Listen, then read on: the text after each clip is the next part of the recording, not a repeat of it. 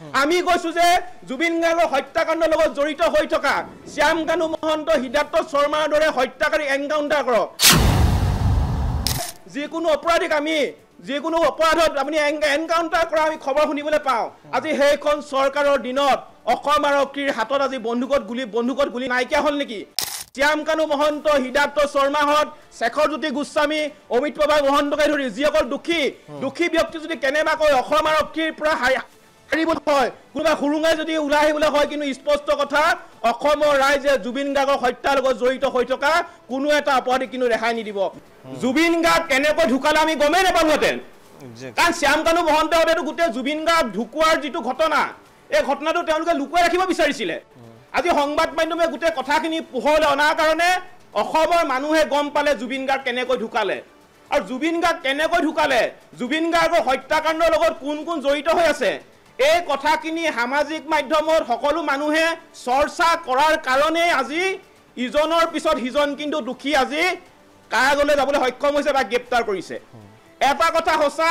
যে সত্য কেতিয়াও লুকাই নাথাকে সত্য এদিন উদ্ঘাটন হ'বই জুবিন গাৰ্গ অসমৰ মানুহৰ কাৰণে ভগৱান আছিলে জুবিন গাৰ্গ অসমৰ দুখীয়া দৰিদ্ৰ শ্ৰেণীৰ মানুহৰ কাৰণে সৰ্বস্ত ৰাইজৰ কাৰণে এক সাহস আছিলে অসমৰ এক শক্তিশালী কণ্ঠ আছিলে যাৰ চিঞৰত ৰজাঘৰীয়াৰ বুকু কঁপি উঠিছিলে তেনে এজন ব্যক্তিৰ আজিৰ মৃত্যু হোৱাৰ খবৰ পাই সমগ্ৰ অসমবাসী ৰাইজ কিন্তু মৰ্মাহত হৈছে আজি আপুনি মন কৰিব জুবিন গাৰ্গক আজি অন্ত্যেষ্টিক্ৰিয়া কৰা শেষ কৃত্য কৰা আজি বহুত দিন পাৰ হ'ল কিন্তু আপুনি শুনাবলৈ চাওক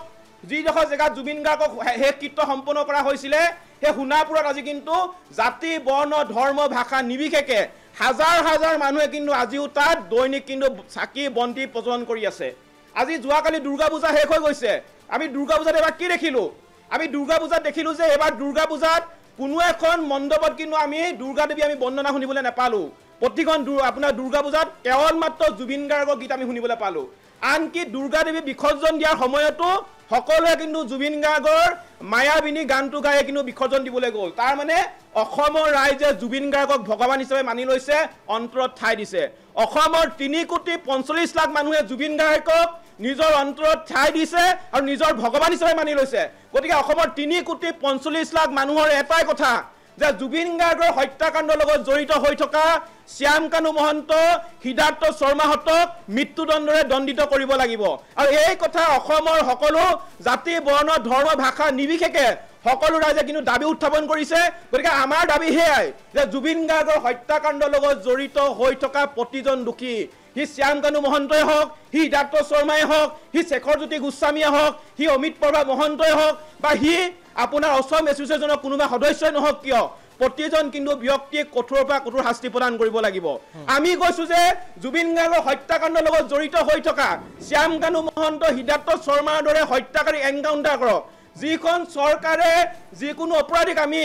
যিকোনো অপৰাধত আপুনি এনকাউন্টাৰ কৰা আমি খবৰ শুনিবলৈ পাওঁ আজি হেইখন চৰকাৰৰ দিনত অসম আৰক্ষীৰ হাতত আজি বন্দুকত গুলি নাইকিয়া হ'ল নেকি যে তেওঁলোকে জুবিন গাৰ্গৰ হত্যাকাৰীক এতিয়ালৈকে গুলিয়াব পৰা নাই আমাৰ স্পষ্ট কথা জুবিন গাৰ্গৰ হত্যাকাৰীক কিন্তু এনকাউন্টাৰ কৰিব লাগিব জুবিন গাৰ্গৰ হত্যাৰ লগত জড়িত হৈ থকা প্ৰতিজন ব্যক্তিৰ কঠোৰৰ পৰা কঠোৰ শাস্তি প্ৰদান কৰিবই লাগিব আমি তাৰ কাৰণে কিন্তু সংগ্ৰাম কৰি আছো আৰু আমি সংগ্ৰাম চলাই যাম শেহতীয়াকৈ চিআৰডি আৰু চিটে যিখন আপোনাৰ অভিযান আৰম্ভ কৰিছে এই অভিযানখন আমি লক্ষ্য কৰি আছো এই অভিযানখনত যদি কেনেবাকৈ শ্যাম কানু মহন্ত হিদান্ত শৰ্মাহত শেখৰজ্যোতি গোস্বামী অমিত প্ৰভা মহন্তকে ধৰি যিসকল দুখী ব্যক্তি যদি কেনেবাকৈ অসম আৰক্ষীৰ পৰা হয় কোনোবা হুৰুঙাই যদি ওলাই আহিবলৈ হয় কিন্তু স্পষ্ট কথা অসমৰ ৰাইজে জুবিন গাৰ্গৰ হত্যাৰ লগত জড়িত হৈ থকা কোনো এটা অপৰাধী কিন্তু ৰেহাই নিদিব